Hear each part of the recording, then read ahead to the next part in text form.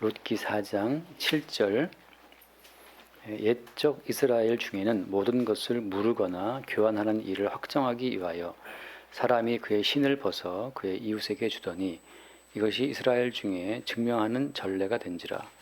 이에 그 기업 물을 자가 보아스에게 이르되 내가 너를 위하여 사라 하고 그의 신을 벗는지라. 보아스가 장로들과 모든 백성에게 이르되 내가 엘리멜렉과 기론과 말론에게 있던 모든 것을 나오미의 손에서 산 일에 너희가 오늘 증인이 되었고 또 말론의 아내 모압 여인 룻을 사서 나의 아내로 맞이하고 그 죽은 자의 기업을 그의 이름으로 세워 그의 이름이 그의 형제 중과 그곳 성문에서 끊어지지 아니하게 하매 너희가 오늘 증인이 되었느니라 하니 성문에 있는 모든 백성과 장로들이 이르되 우리가 증인이 되나니 여호와께서 내 집에 들어가는 여인으로 이스라엘 집을 세운 라헬과 레아 두 사람과 같게 하시고 내가 에브라스에서 유력하고 베들레헴에서 유명하게 하시기를 원하며 여호와께서 상속자를 주사 내 집이 다말이 유다에게 낳아준 베레스의 집과 같게 하시기를 원하노라 하니라. 여기까지 보겠습니다. 오늘 말씀에 첫 번째 기업 물을 자, 첫 번째 기업 물을 자가 자기 신발을 벗어서 기업 물을 자의 모든 의무를 내가 벗겠다, 포기하겠다라고 하잖아요. 신발을 벗는다라고 하는 것은 어떤 의미냐면 신발을 신고 다니는 거니까, 그러니까 신발을 신고 나오미, 그러니까 남편 엘리멜렉의 소유였던 그 땅을 오고 갈 수 있는, 그러니까 내가 기업 무르는 자가 되어서 나오미가 잃어버렸던 땅을 내가 다 되사서 되사온 그 땅을 밟고 다닐 그 모든 권리를 포기한다라는 의미로 신발을 벗는 거예요. 그러니까 기업 물을 자의 의무를 자기는 안 하겠다라고 포기하는 의사로 신발을 벗는 겁니다. 그러니까 신발을 벗는다는 것은 그 땅을 오갈 수 있는 권리를 포기한다라고 하는 뜻이에요.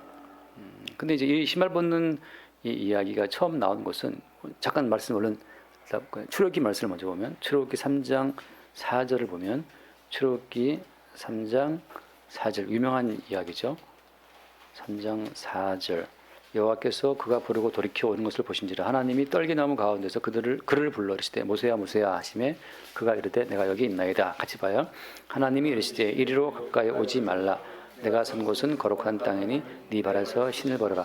그러니까 모세로 하여금 신발 벗어. 너 여기는 지금 거룩한 땅이야. 그러니까 모세가 신발 신고 왔다 갔다 할 수 있는 모세의 권리가 인정되는 땅이 아니라는 거죠.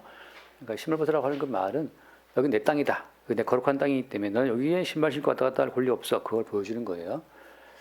사실은 모든 우리 인간들이 지구상에서 우리가 마땅히 신발 신고 다닐 수 있는 땅은 어디도 없어요. 우리 땅은 아무것도 여기 없습니다.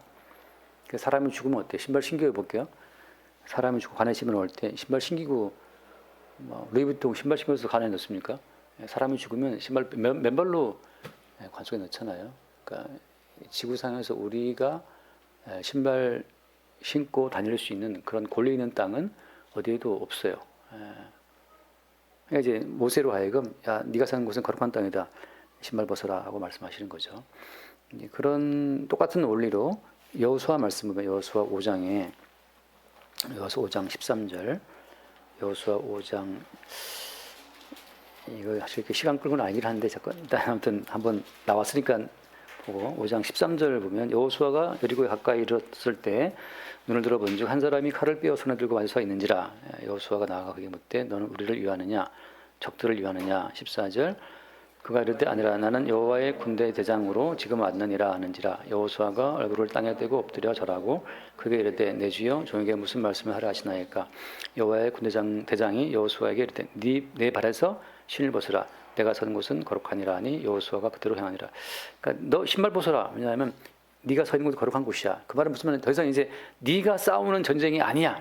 여호와의 군대 대장으로서 내가 주도해서 내가 싸우는 땅이다를 말씀하고 있는 겁니다.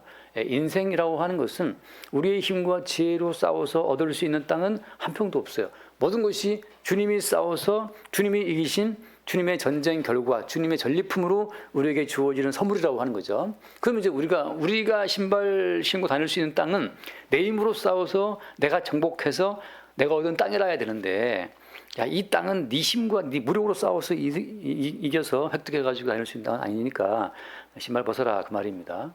그러니까 사실 우리의 모든 삶 자체는 그냥 선물로서의 삶이죠. 물론 이제 신발은 신어야죠. 신는데 그 의미는 우리가 알자는 말이죠. 예. 그런 의미로 가는데 이 말씀이 이제 오늘 신발 벗는 자의 규례에 대해서는 잠깐 신명기 말씀 보겠습니다. 신명기 25장 5절 말씀을 보겠습니다. 이건 이제 흔히 말하는 계대결혼. 형제가 죽으면 그 형제가 그 형수를 취해 가지고 또 아이를 낳아서 형의 이름을 잊게 하는 그거 말하는 거잖아요. 신명기 25장 5절부터 보겠습니다. 한번 읽어볼까요? 5절부터 시작.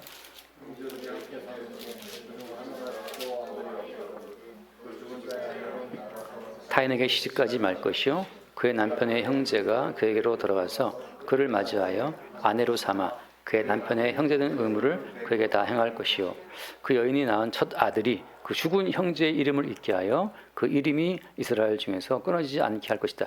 이제 오늘날로 보면 말도 안 되는 이제 계명이죠. 형이 죽으면 그 형수가 딴 남자랑 결혼해서 가버리면 그 원남편 형의 모든 재산까지 다 넘어가잖아요.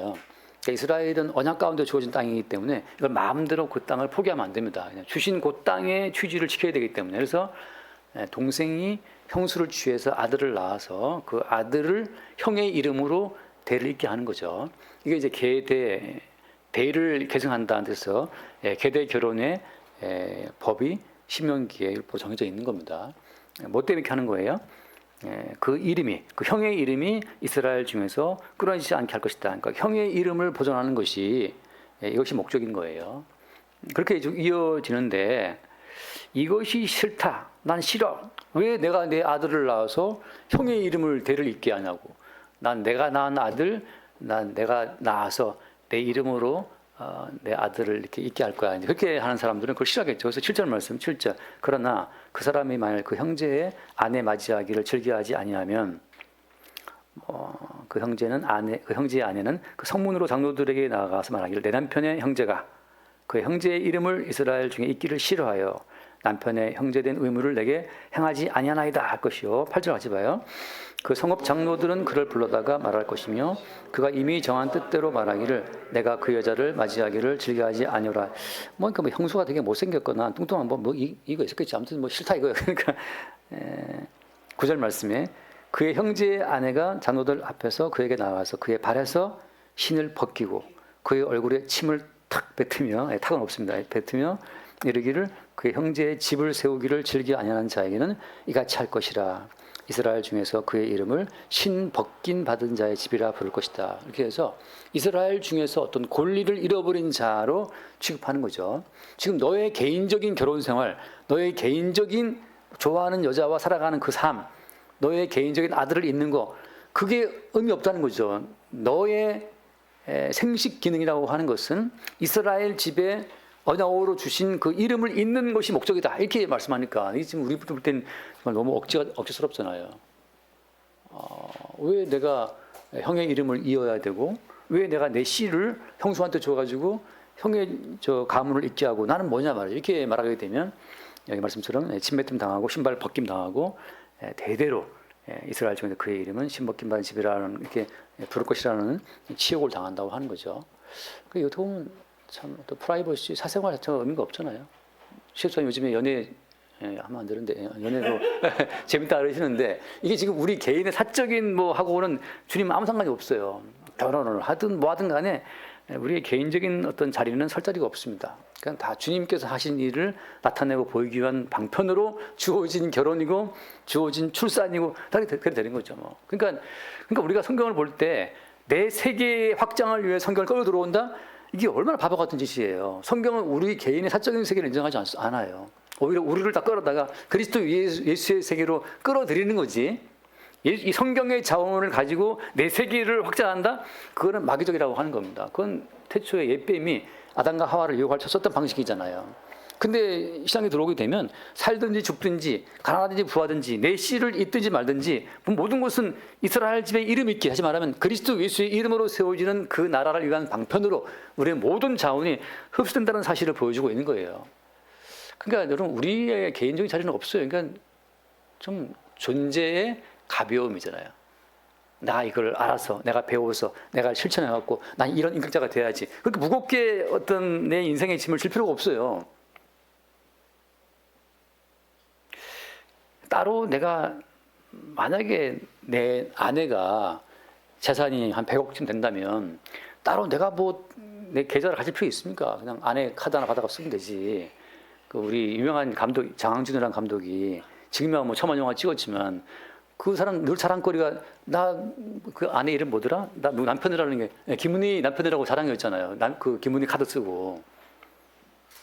그리고 얘는 쓸 줄 몰라 내가 써야 돼 하면서 이렇게 항상 썼는데 그런 것처럼 우리가 굳이 뭐 우리 이름으로 뭘 가지고 보고 있냐 말이죠. 지금 남편이 김은희급만 되어도 남자가 내 거 없어도 돼 김은희 카드 쓰면 된다 이렇게 말하는데 아니 우리 주님은 만유의 주님인데 이 만유의 주님 안에서 굳이 내가 내 이름으로 따로 뭘 챙긴다 자체가 얼마나 쫌뱅이 같은 짓이에요. 그냥 없어도 돼요.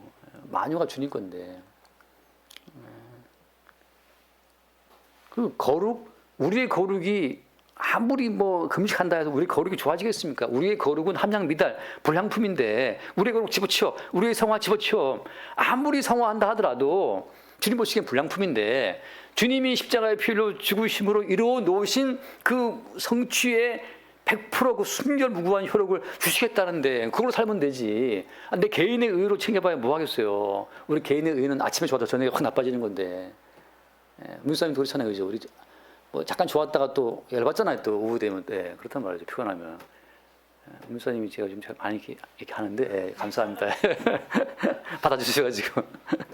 그러니까 우리 개인의 의가 제가 볼 때 목사님들 많이 만나보지만 정말 되는 대로 사는 저보다도 진짜 못하는 분들이 많아요. 이게 뭐 제 말을 자랑은 아닌데 지금 저 신경 안 쓰는데 저보다도 못하는 분들이 그분들은 매일 성화의 구원을 했다고 성화의 구원, sanctification 뭐 그렇게 있는데 성화의 구원 따윈 신경도 안 쓰는 나보다도 못해. 아유 그걸 이렇게 신경 쓰냐? 뭐 해봤자 되지도 않는 거를 되지도 않아요. 그냥 주님이 이루어 놓으시는 그 완벽한 의를 믿고 갑시다. 뭐 개인의 의를 챙겨봤자 주님 보시기에는 다 불량품에 쓸모도 없단 말이죠.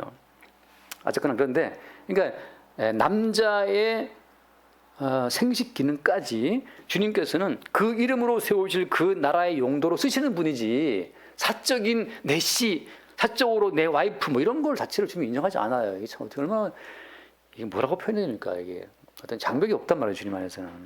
그렇게 이제 가시는 걸 보여주고 있는데 그래서 오늘 본 말씀에 이 사람이 어때요? 신발을 어떻게 했죠? 이 첫 번째 기업 물을 자가 신발을 벗어 가지고 나는 나오미의 그 땅을 내가 사서 나오미에게 안 줄 거야. 손해가 막심하니까. 그러니까 나는 안 사겠다. 그러니까 보아스 보고 네가 사라 하고 신발을 벗은 거예요. 그 땅에 대한 모든 권리를 포기하는 겁니다. 왜 희생을 치러야 되니까. 자, 이제 그런 흐름으로 가는데 하나만 더 잠깐 읽고 넘어갑시다. 여기 시편 말씀을 보면 시편 60편 말씀에 이 지금 서론이 너무 길어가지고 시편 60편 5절 말씀 신발 얘기 나와서 60편 5절 주께서 사랑하시는 자를 건지시기 위하여 주의 오른손으로 구원하시고 응답하소서. 6절 하나님이 그의 거룩하심으로 말씀하시되 내가 뛰놀리라 내가 세겜을 나누며 숫꽃 골짜기를 측량하리라. 길르앗이 내 것이며 므낫세도 내 것이요 에브라임은 내 머리의 투구요 유다는 나의 규이며 8절 모압은 나의 목욕통이라 에돔에는 나의 신발을 던지리라. 블레셋아 외치라 하셨도다. 이 에돔에 뭘 던져요? 신발. 그 말은 무슨 말이에요? 에돔은 내 거야 라고 하는 거. 그러니까 주님께서 에돔을 왔다 갔다 할 수 있는 권리가 주님께 있다는 사실을 증거하기 위해서 에돔에 신발 던지는 거예요. 우리가 신발 형관에 벗어놓으면 그거 내 집이잖아. 그런 것처럼 신발을 한다는 그 말은 에돔도 내 것이라고 하는 거죠. 자, 그런 식으로 이 모든 만물이 주님의 통치하시는 어떤 권리 속에 있다는 걸 보여주고 있는 겁니다. 그 가운데 규는 어디? 규는 어디 있다? 규는 유다는 나의 규라고 하잖아요. 그러니까 통치권 자체는 유다에게 있지만 주께서 말씀하시는 것은 전 세계가 지금 주의 통치권에 있다는 사실을 보여주고 있는 거예요. 그러니까 신발의 의미를 말하고 있는 겁니다. 지금 이 첫 번째 기업 물을 자는 신발을 벗음으로 말미암아서 나오미가 잃어버린 그 땅에 대한 그 모든 권리를 보아스에게 넘기는 걸 보여줌으로써 보아스가야말로 이 모든 만물의 주인이신 그리스도 예수의 모형임을 지금 증거하고 있는 거예요. 자, 이제 돌아와서 그래서 이 사람이 신발을 벗으니까 9절 말씀 돌아와서 봅시다. 9절 보아스가 장로들과 모든 백성에게 이르되 내가 엘리멜렉과 기론과 말론에게 있던 모든 것을 나오미의 손에서 산 이래 너희가 오늘 증인이 되었고, 그러니까 이제 보아스가 기회가 왔단 말이죠. 그래서 내가 나오미의 모든 그 남편 엘리멜렉 남긴 모든 것들 내가 다 사겠다. 그러니까 나오미와 엘리멜렉이 잃어버렸던, 또 설명하면 길어지니까 그건 넘어가고 그냥 어쨌든 간에 잃어버렸던 그 모든 것을 지금 보아스가 산 거에 대해서 지금 10명의 장로들 앞에서 증인을 세운 겁니다. 내가 샀어요 그 땅은 하고. 그다음 10절 또 말론의 아내 모압 여인 룻을 사서 나의 아내로 맞이하고 그 죽은 자의 기업을 그의 이름으로 세워 그의 이름이 형제 중과 그곳 성문에서 끊어지지 않겠다. 거기에 너희가 오늘 증인이다 하는 거예요.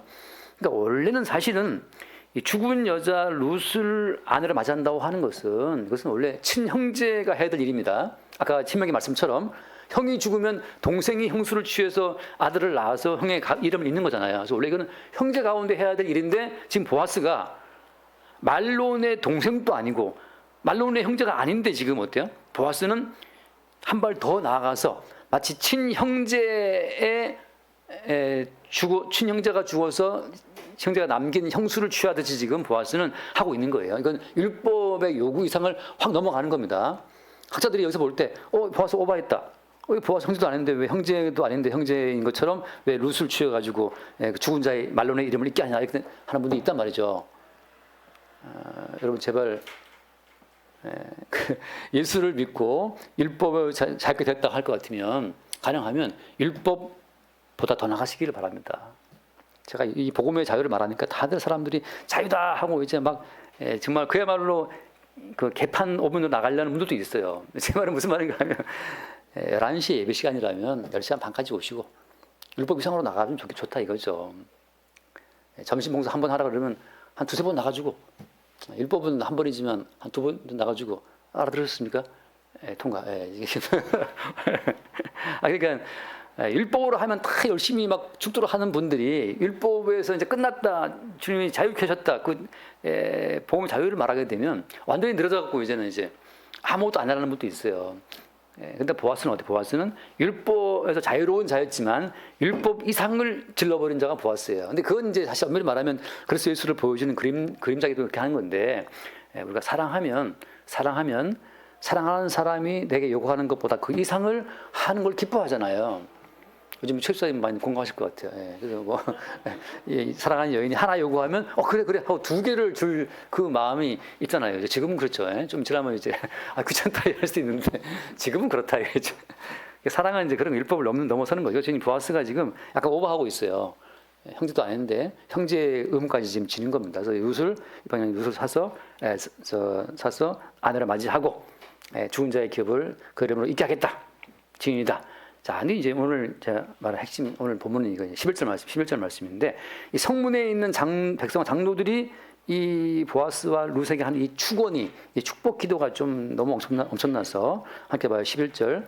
성문에 있는 모든 백성과 장로들이 이르되 우리가 증인이 되나니 여호와께서 내 집에 들어가는 여인으로 이스라엘의 집을 세운 라헬과 레아 두 사람과 같게 하시고 내가 에브랏에서 유력하고 베들레헴에서 유명하게 하시기를 원하며. 여기 보면 라헬과 레아는 야곱의 아내였잖아요. 다시 말하면 이스라엘의 기초를 낳은 12명을 낳은 그 어머니가 라헬과 레아란 말이죠. 다시 말해서 이 라헬과 레아는 이스라엘의 어머니라고 불릴 수 있는 자들이에요. 근데 지금 이방에서 굴러들어온 모압 여자인 이 룻에게 이스라엘의 어머니인 라헬과 레아 그 두 사람의 명성을 부여하고 있는 거죠. 그래서 이 너무 감격이 크다. 아니 이방에서 굴러들어온 모압 여자한테 이스라엘의 정통성 있는 이스라엘 지파 12지파의 머리가 되는 12명의 아들을 낳은 라헬과 레아 이 두 사람과 같게 하시고라고 이렇게 높이느냐. 너무 과하다. 굴러들어온 이방 여자한테 이렇게 말하는 분도 있는 거예요. 근데 무슨 의미겠어요? 사실 예수 그리스도의 족보라고 하는 것은 처음부터 그러니까 혈통적 유대인, 혈통적 이스라엘을 넘어서서 영적 이스라엘 이름을 보여주고 있는 하나의 사건이라고 하는 거예요. 근데 지금 또 이 유대인들, 지금 저 땅에 이스라엘 사람들 유대인들은 지금 또 혈통적 관념에서 벗어나지 못해서 혈통적 관념으로만 세상을 보고 있는 겁니다. 근데 주님께서는 처음부터 혈통을 뛰어넘은 그런 관계성으로 성경 예수 그리스도의 그 족보를 끌고 왔다는 거예요. 그래서 이걸 잠깐 뭐라고 예수님 신앙에서 요한복음 잠깐 1장 말씀 잠깐 보고 넘어갑시다. 요한복음 1장 12, 13 요한복음 1장 12절 13절 영접하는 자 곧 그 이름을 믿는 자들에게는 하나님 자녀가 되는 권세를 주셨으니 이는 혈통으로나 육정으로나 사람의 뜻으로 나지 아니하고 오직 하나님께로부터 난 자들이니라. 그러니까 혈통으로나라고 할 때 이방 여인 모압이냐 정통 이스라엘 여인인 라헬과 레아냐라고 하는 그 혈통적 구분은 이미 의미 없다는 그 사실이 이미 구약부터 박혀 있었던 거예요. 그것을 신약에 와서 보는 자들이 있었고 또 어때요? 구약에도 봤던 자들이 있었던 거죠. 그래서 지금 오늘 이 보아스와 룻 같은 경우도 마찬가지지만 이미 주님은 혈통을 무시하고 하나님께로부터 태어난 자, 그 이름을 믿는 자라고 하는 영적 혈통과 족보를 말씀하고 있다는 사실을 이미 보여주고 있는 겁니다. 이것을 구약에서는 누가 봤냐면 선지자들이 봤는데 자, 그 전에 먼저 한번 볼게요. 지금 이 모압 여인 룻이 들어온 게 얼마나 율법 파괴적인 행동인지가 잠깐 보겠습니다. 신명기 23장 말씀, 신명기 23장 3절, 신명기 23장 3절 말씀 보겠습니다. 3절부터 쭉 보게 되면 눈으로 따라오시면 3절 보면 암몬 사람과 모압 사람은 자 여호와의 총회에 들어오지 못하느니 그들에게 속한 자는 10대뿐 아니라 영원히 여호와의 총회에 들어오지 못하리라. 지금 모압과 암몬 사람과 모압 사람 지금 룻이잖아요, 룻 그죠? 그러니까 모압 여자 룻은 여호와의 총회에 못 들어와요. 언제까지? 10대가 아니라 영원히 못 들어와요. 영원히 들어오지 못한다고 이미 율법에 못 박아놨잖아요. 그러면 법이다. 야 모압 여자 룻 보아스한테 보아스, 야 네가 지금 하고자 하는 저 모압 여자 룻은 야 모세가 쓴 신명기를 봐. 영원히 여호와의 총회에 못 들어와. 근데 왜 저 여자를 취해가지고 삼으려고 그러는 거야 아내로 하고 덤빌 수 있잖아요. 그 뒤에 또 말씀 나오지만 또 마찬가지예요. 그 7절 말씀 보면 7절에 내가 안 줬습니까? 이거는 안 준 것 같아요. 패스 통과 시간 관계상. 그러니까 이게 안 되는데 왜 넣느냐? 그런데 영혼이라고 돼 있잖아요. 잠깐 말씀 봐요. 예레미야 48장 46절.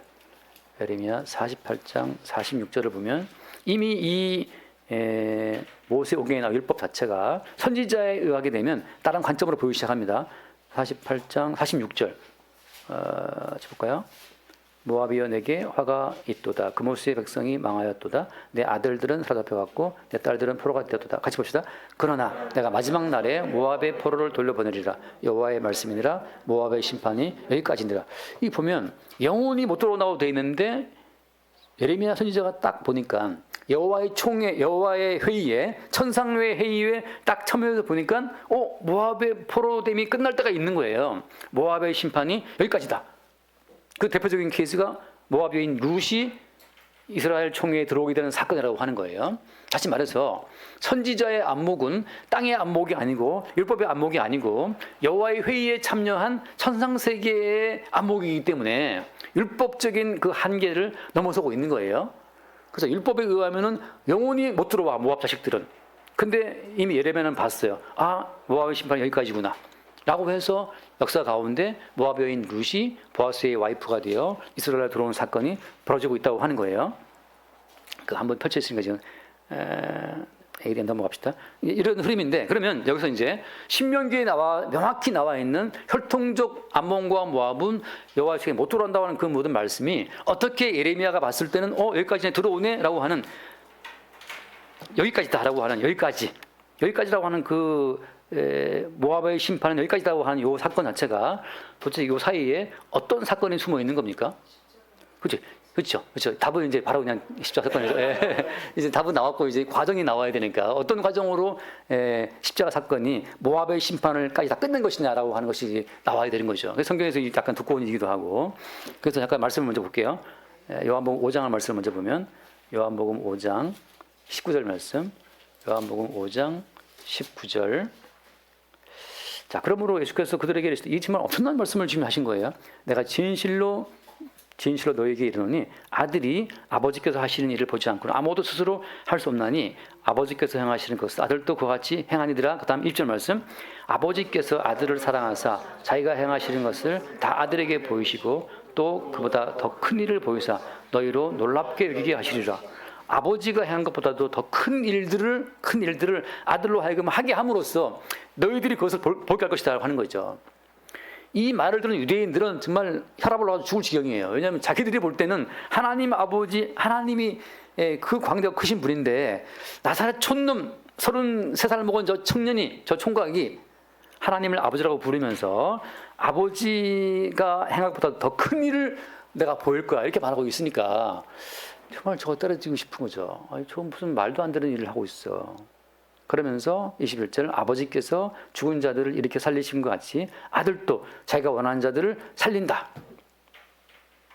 신명기에는 하나님 말씀을 하면 아무가 못 들어와 라고 하는데 어때요? 아들이 말하기를 아들도 자기가 원하는 자들을 살려 하면서 아들의 모형은 이제 보아스이기 때문에 아들이 이방여인 룻을, 모압 여인 룻을 취해서 아내로 삼은 거예요. 신명기의 계명을 정면 위반하는 일을 누가 했다? 보아스가 했는데 보아스가 했는 그 보아스의 행위는 뿌리가 뭐냐면 아들도 원하는 자를 살린다고 말씀하시는, 아들이 지 맘대로 살리는 거예요. 보아스가 지 맘대로 신명기 나와서 무시해.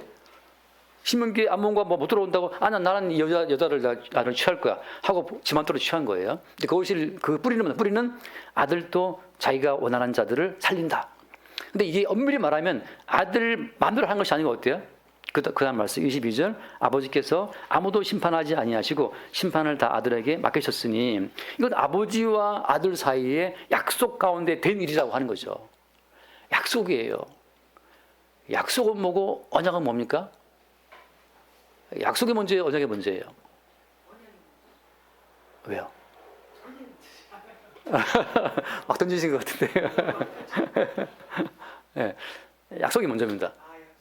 약속이 먼저고 그 약속이 구체화된 것이 언약이에요. 그러니까 그렇죠.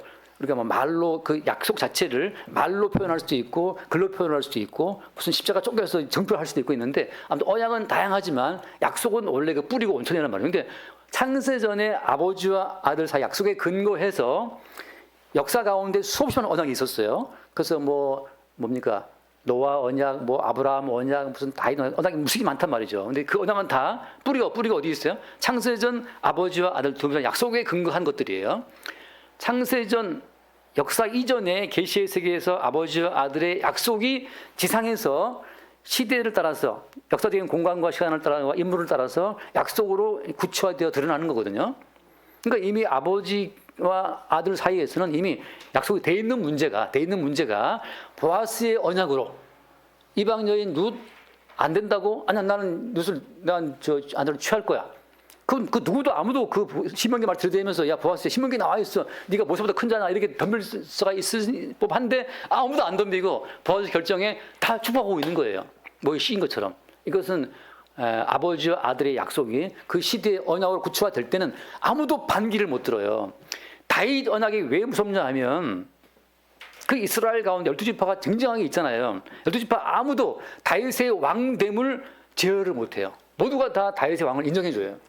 그 가운데 야 다윗 왜 너만 잘났냐. 12개의 지파 주님이 주신 땅이 있는 거야. 모세 언약에 근거해서 각 지파가 자기의 땅을 갖고 있는데 왜 너만 혼자 왕으로 이 땅을 다 먹어 니 혼자 라고 아무도 못 덤벼요. 왜냐하면 모세 언약은 다윗 언약으로 흡수가 되어버립니다. 흡수가 되어버려요. 이렇게 시대마다 모든 언약이라고 하는 것은 모세 언약은 다윗 언약으로 흡수가 되면서 다윗이 한 분 왕 대신 예수를 나타내고 증거하는 그 약속의 구체성을 좀 더 자세히 보여주는 거예요. 그렇게 하기 때문에 지금 아버지와 아들 사이의 약속 자체가 구체화되는 것이 뭐냐면 아들도 살린다. 왜? 이미 아버지가 모든 심판의 권세를 아들한테 다 맡겼기 때문에. 그래서 그 다음 말씀 23절 이는 모든 사람으로 아버지를 공경하는 것 같이 아들을 공경하게 하려 하심이라. 아들을 공경하지 아니하는 자는 그를 보내신 아버지를 공경하지 않는다. 이게 너무나 큰 파격이기 때문에 그 당시 유대인들은 까발아칠 일이고 믿을 수 없는 얘기예요. 하나님 공경은 이해되지만 믿지만 너를 믿으라고, 너를 공경하라고, 너를 공경하라고, 너를 추앙해도 아니고 공경하라고, 말도 안 되는 거죠. 도대체 뭐 공경할래야 할 것이 뭐 있어야지 말이지. 뭐. 나이도 어린 것이. 24절 내가 진실로 진노하기 이르노니 내 말을 듣고 또 나 보내신 이를 믿는 자는 영생을 얻었고 심판에 이르지 아니하니 사망에서 생명으로 옮겨지니라. 야, 내 말을 듣고 나 보내신 이를 믿는 자는 이 본인이 예수님이 마음대로 하는 거예요. 영생 자체를. 자, 그런 흐름으로 가면서 이제 끝에 뭐 다녔나요? 27절 말씀. 27절 말씀. 27절 또 인자됨으로 말미암아 심판하는 권한을 주셨다. 그러니까 지금 예수님에게 모든 권한이 다 넘어왔기 때문에 예수님에 의해서 야, 모세가 세운 언약에 근거하면 아몬과 모압 못 들어온다. 근데 어때? 보아스가 집어쳐 나는 룻을 취할 거야 한 것처럼 지금은 아들이신 예수님께서 모든 심판의 권세를 행사한다는 것 자체를 보여주는 그 어떤 그림자로서 지금 보아스는 모세 율법을 무시하고 룻을 취한 겁니다. 그런 흐름으로 넘어가는 거예요. 자, 그래서 한 번 더 로마서 10장 말씀. 로마서 이걸 또 바울이 한 번 더 이야기하는데 로마서 10장 1절부터 듣나요? 1절부터 형제들아 내 마음이 원하는 바와 하나님께 구하는 바는 이스라엘을 위함이 그들로 구원받게 합니다 하면서 3절 말씀 볼까요? 3절 하나님의 의를 모르고 자기 의를 세우려고 힘써 하나님의 의에 복종하지 않느니라. 그러면 성화의 구원을 말하는 사람들은 다 자기 의를 세우려고 힘쓰는 자들이에요. 그냥 복음은 from first to last 처음부터 끝까지 믿음으로 믿음에 이르게 하나니거든요. 복음은 믿음으로 믿음에 이르게 하는 거라고. 뭘 믿는 겁니까? 하나님의 의를 믿는 거예요. 하나님의 의를 이루신 예수 그리스도를 믿는 거고. 그래서 그때 4절 말씀 보면 4절 말씀에 그리스도는 모든 믿는 자에게 의를 이루기 위하여 뭐라고 했습니까? 율법의 마침이 됐다. 율법의 끝 The end of the law. 율법의 끝장이란 말이죠. 보아스는 예수 그리스도의 모형으로서 모형이란 말도 제가 쓰고 싶지 않긴 한데 아무튼 간에 그 예수 그리스도의 손가락 기능처럼 보아스는 그래서 율법을 끝낸 거예요. 아몬과 모압은 영원히 못 들어온다. 끝장 내 끝이야. 나는 룻을 취할 거야 라고 하면서 신명기를 끝냈어요. 누가? 모세가. 보아스가 뭐 하기 위해서? 믿는 자에게 의를 이루기 위해서. 이제는 룻이 출신이 모압이다. 그건 안 중요해. 룻이 보아스를 믿고 보아스의 발치에 누워서 당신의 옷자락으로 나를 덮어주십시오 라는 그 믿음을 보이는 순간 룻이 모압이 너희든 그건 뭐 묻지도 따지지도 않아요. 보아스의 발치를 이불을 들고 거기 누워서 당신의 옷자락으로 나를 덮어달라고 그 믿음의 간구를 하는 그 순간 보아스는 이 여자가 모압 여자인지 그건 안 물어봐요. 그냥 믿음으로 왔기 때문에 어때요? 믿음의 의로 그 여인을 덮는 거죠. 그래서 5절 모세가 기록된 바 하되 율법으로 말미암는 의를 향하는 사람은 그 의로 살리라 할 거니와 6절 같이 봅시다.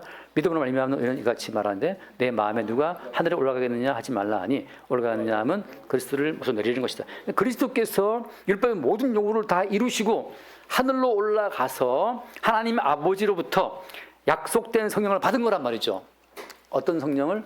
모든 율법, 모든 말씀을 성취한 자로서 자에게 주실 성령을 받아서 성령의 자기가 이루는 모든 성취를 담아서 공급을 함으로 말미암아 우리가 개별적으로 이룬 것 자체는 그건 쓸데없고 예수가 다 성취하신 성취 효과가 듬뿍 들어있는 성령을 받음으로써 예수의 성취를 내 것처럼 쓰는 자들이 믿는 자라고 하는 거예요. 장준이라는 감독이 백수처럼 지나고 있을 때 기분이가 뭐 100억 연봉 100억이 뭐니 해가지고 돈 벌어 올 때 장홍준은 지 카드 못 쓰고 와이프 카드를 왜? 와이프 카드에는 100억이 들어 있으니까.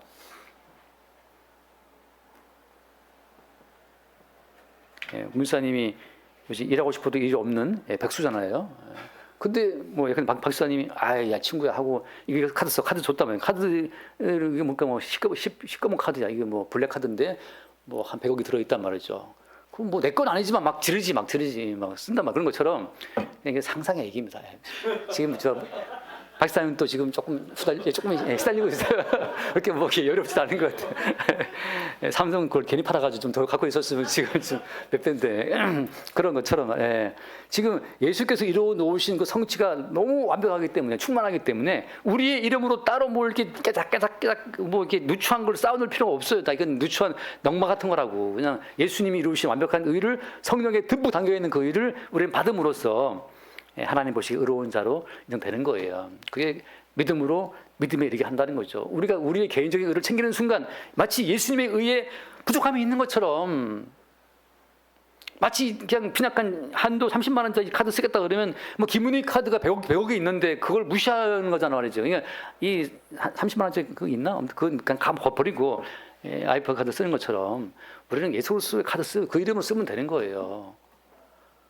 제가 우리 교회 봤을 때 다 훌륭하신 분들이지만 정말 주님 보시기에 좀만 건드리면 와르르 무너질 아주 불안불안한 의밖에 없는 분들이라 건드리기 무서워. 확 폭발할까 싶어가지고. 그래서 저도 걔는 안 건드립니다. 우리 빗자루 건드리지 맙시다. 건드리면 또 폭발하니까. 얼마나 우리가 아슬아슬한 의를 갖고 살아가요. 근데 거기에 무슨 희망을 두고 뭐 성화의 구원을 이룹시다. 너나 이뤄봐라. 네가 얼마큼 이룰 수 있나. 되지도 않는 이야기를 하고 있는 겁니다. 자, 그래서 주님께서는 이제 주님 마음대로 주의 발치에 이불을 들고 주님의 은혜로, 주님의 사랑으로, 주님의 날개 겉옷으로 나를 덮어주세요라고 나오는 자들을 주님이 다 덮어주시는 거예요. 당신의 넉넉한 의로서. 그게 믿는 자라고 하는 거죠. 한 번 더 봅시다. 누가복음 4장 말씀을 잠깐 읽고 얼른 시간은 뭐 잘 가지고 있죠. 4장 24절. 또 이르실 때 진실로 너에게 이르노니 선지자가 고향에서 환영받지 못한다. 25절. 내가 참으로 너에게 이르노니 엘리야 시대에 하늘이 36개월간 닫히어 온 땅에 큰 흉년이 들었을 때 이스라엘에 많은 과부가 있었을 때 엘리야가 그중 한 사람에게도 보내심을 받지 않고 오직 시돈 땅에 있는 사랍다의 한 과부에게 뿐이었으며, 이게 결국 그렇게 이스라엘 땅에 많은 과부가 있는데 혈통적으로 완벽한 아브라함 자손들 가운데서도 지금 불쌍한 과부가 많이 있는데 하나님은 엘리야를 이방 땅, 시돈 땅에 있는 사랍다 한 과부에게 보내신 거예요. 이것이 이스라엘 백성들, 혈통적 자부심으로 똘똘뭉친 이스라엘 백성들 자존심을 확 상처를 내는 겁니다. 긁혔어. 아니 하나님이 사랑하신다며 왜 엘리야 선지자를 이방 땅 과부한테 보냈냐고. 이스라엘에 과부가 없냐고. 그때부터 어때요? 선지자는 기본적으로 이 땅의 기회에 매이지 않아요. 왜? 선지자는 어디를 보는 자이기 때문에. 선지자는 여호와의 회의에 참여해서 하늘의 계시의 세계를 보는 자이기 때문에 선지자들은 이미 어때요? 창세전 그리스도 예수 안의 세계를 본 자들이기 때문에 창세전 그리스도 예수 안에 택함 입은 자 가운데에는 이 땅의 혈통적 거기에 매이지 않는다는 사실을 이미 봤어요. 보니까 엘리야도 아무런 장애가 없어 하는 거에 대해서 뭐 까딱 없어 가지 다 본 거는데, 예레미야도 봤던 것처럼 말이죠. 오히려 베드로 같은 경우에 계시의 세계를 못 본 베드로 같은 경우에 주님께서 음식 먹으라 할 때 베드로가 안 먹잖아요. 부정한 음식이라고 신명기에 나와 있는 부정한 음식 안 먹게 그러는데 주님이 내가 이미 정하게 한 것을 왜 부정한 하냐 한 말씀처럼, 그러고 나서 누구한테 갑니까? 백부장한테 가잖아요. 고넬료한테 가는 것처럼. 그러니까 이미 선지자는 이 땅의 혈통이나 지역이나 거기에 역사에 매이지 않습니다. 그 뒤에 또 나오지만 나만 얘기 나오고, 그러니까 나만 얘기 나왔을 때 23절, 28절 해당에 있는 자들이 이것을 듣고 다 크게 화가 나서 29절 일어나 동네 밖으로 쫓아내어 그 동네가 건설장 끌고 가서 밀쳐 떨어뜨리고자 하되. 그러니까 왜 죽이려고 그러는 거예요? 혈통적 택함받은 선민의식으로 묶여있는 그 유대인들, 이스라엘 사람들의 자존심을 그냥 주님이 긁어버리거든요. 니들 나 필요 없어. 주님은 이방 여인에게, 주님은 아람 사람 나만에게 선지자들을 보냈다. 그 대단한 선지자들을, 엘리야를 대단한 선지자, 한 번 기도하면 3년간 비가 안 왔잖아요. 그 선지자를 오직 사랍다의 한 과부한테 보냈어요. 그리고 어때요? 엄청난 기적을 했던 엘리사를 하필이면 이방 사람, 수리아 사람 나만에게 고침을 행사하게 했단 말이죠. 그 모든 것이 뭘 보여주는 거겠어요? 이미 혈통의 한계를 이 성경 넘어서는 걸 보여주고 있는 거죠. 자, 그다음 갈라디아서 말씀, 갈라디아 5장 말씀 읽고 마치겠습니다. 갈라디아서 5장 3절 말씀, 갈라디아서 5장 3절. 내가 할례를 받는 각 사람은 다시 증언하노니 그런 율법 전체를 행할 의무를 가진 자라. 자, 제가 정말 좋아하는 말씀이에요. 4절 말씀. 율법 안에서 의롭다함을 얻으려 하는 너희는 그리스도에서 끊어지고 은혜에서 떨어진 자로다. 율법을 통해서 자기 의를 얻으려는 모든 사람들은 사실은 그리스도에서 끊어진 자고 율법에 떨어진 자임을 보이는 거예요. 오전 말씀처럼 바울이 그러잖아요. 날품받아라고. 사도 바울이 그 말할 때는 어떤 의미가 있는 겁니까? 그리스도에서 끊어지고 율법에 떨어진 자들, 그 자들은 사도 바울이 그 말을 할 때 받을 수가 없어요. 왜? 자기 자신의 의를 못 벗어나기 때문에. 자기 행위로 자기 의를 입증을 해야 속이 시원한 사람들이란 말이죠. 내가 벌어서 내가 써야 속이 시원한 사람들이잖아요. 이런 사람들은 장항준이 같은 훌륭한 아내를 거느릴 수 있는 자격이 없어요. 내가 문사님 보면 안타까운 게 그게 안타깝더라고. 아니 집에서 집이 크죠, 거실에.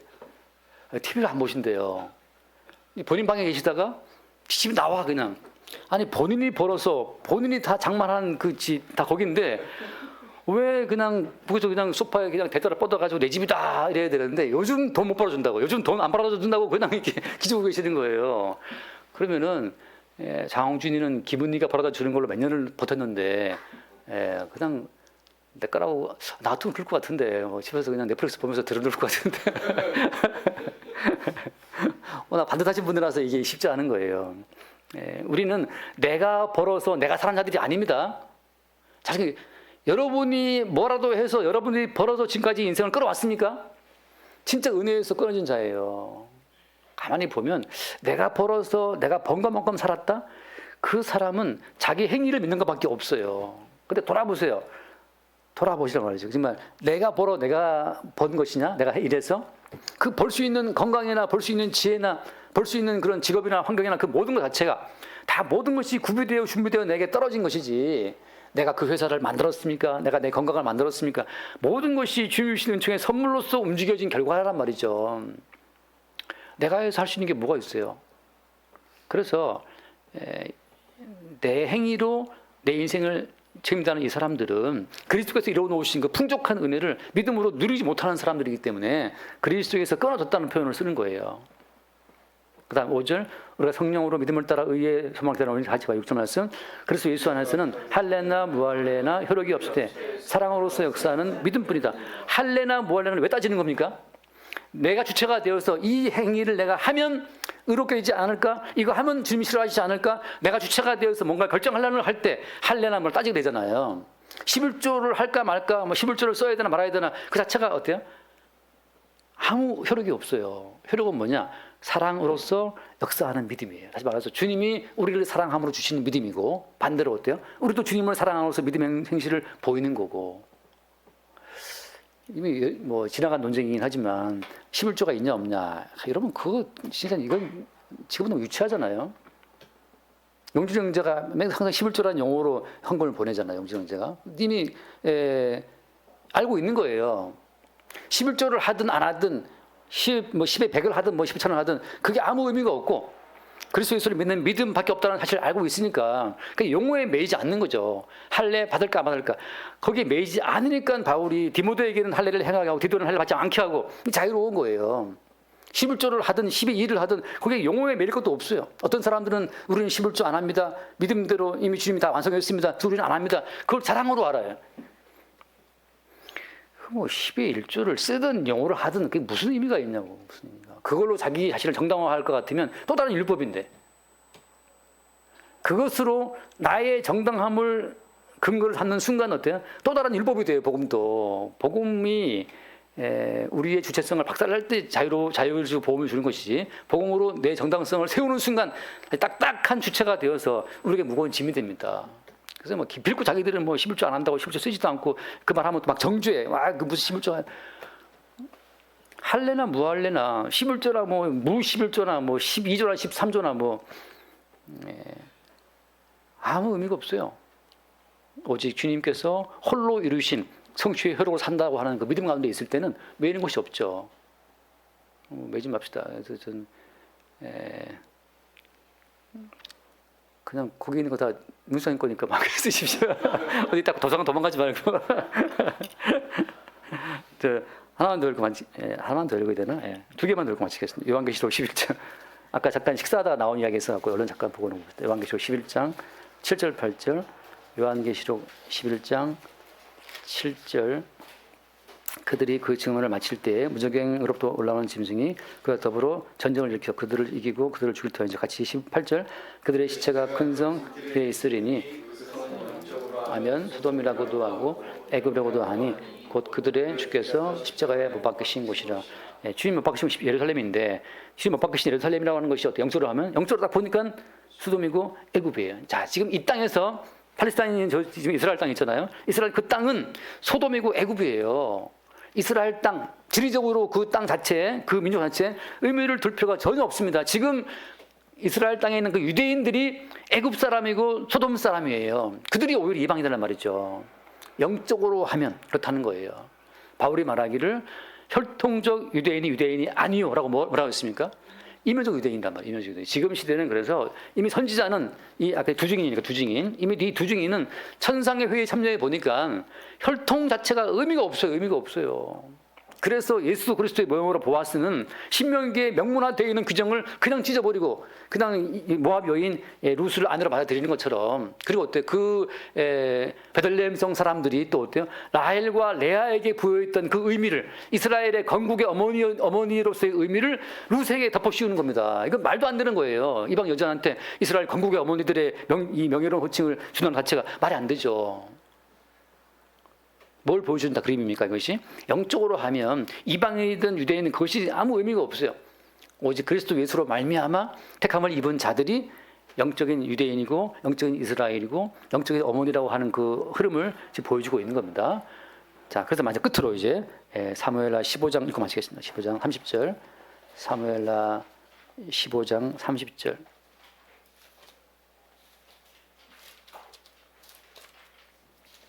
이거 뭐 대단한 일은 아니지만 같이 봅시다. 30절. 다윗이 감람산 길로 올라갈 때 그의 머리를 그가 가리고 맨발로 울며 가고 그와 함께 가는 모든 백성들도 각각 자기의 머리를 가리고 울며 올라. 여기 보면 다윗이 맨발로 올라가잖아요. 신발 벗은 자. 지금까지 이 다윗은 이스라엘 왕국이 진화란 줄 알았어요. 어느 순간 잠깐 이제 오버한 거죠, 그죠? 자, 이스라엘이라는 그 나라를 내가 소유하는 순간 어때요? 압살롬의 반란으로 쫓겨나는 겁니다. 주님 뭘 알게 하시는 거예요? 야, 신발 벗어. 이스라엘 땅은 네 권리로 획득한 네 땅 아니야. 그걸 알게 하시는 거예요. 우리는 아무도 내가 소유할 필요가 없어요. 주님 것이 내 것인데 그리스도 예수 안에 우리가 있는 건데 굳이 우리가 왜 그걸 나한테 그걸 소유할 필요가 뭐 있어요? 그냥 그리스도의 것으로 누리면 되는 거지. 그의 이름으로 다 누리면 되는 것인데 다윗은 지금 이스라엘 나라를 지가 왕으로 앉아 있으니까 이게 내 나라라고 까불고 있다가 바세바도 뭐 데리고 와 하고 이제 취하고 뭐 쭈한 거잖아요. 주님께서 다시 다윗의 신발을 벗기죠. 이 땅은 네가 신발 신고 왔다 갔다 할 그 네 권리를 행사하는 땅이 아니야라는 사실을 또 알게 하시는 겁니다. 그리고 인생을 살아가면서 우리가 어떤 순간 주님이 우리의 신발을 벗길 때가 있어요. 그래서 이건 내 가정 아닌가? 내가 우리 아이들 뭐 내 아이들이 아니었나? 여긴 내 직장이 아니었나? 주께서 우리의 신발을 벗기실 때 그때 우리가 깨달을 게 뭐냐면 지금껏 살아온 것도 주의 은혜였구나. 근데 내가 내 것인 것처럼 이걸 내가 소유했었네라고 다시 주님이 알게 하시는 과정으로서 우리의 권리를 주님이 한 번씩 걷어갈 때가 있는 거죠. 그래서 우리의 신발을 벗기실 때 주님 올소이다. 이 땅에 대한 모든 것이 나한테 없었는데 주님 그동안 은혜를 주셨군요. 라고 마지막 인생 전체를 우리가 마땅히 권리를 사는 인생이 아니었다는 사실을 보면서 마지막에는 맨발로 주님께 갈 수 있기를 바랍니다. 기도하겠습니다. 존귀하신 주님 감사합니다.